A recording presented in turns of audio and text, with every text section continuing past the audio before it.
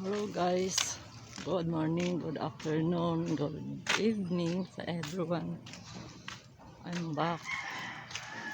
This is Beautician again. So alam niyo ba guys, araw ngayon ng August 22, 2024.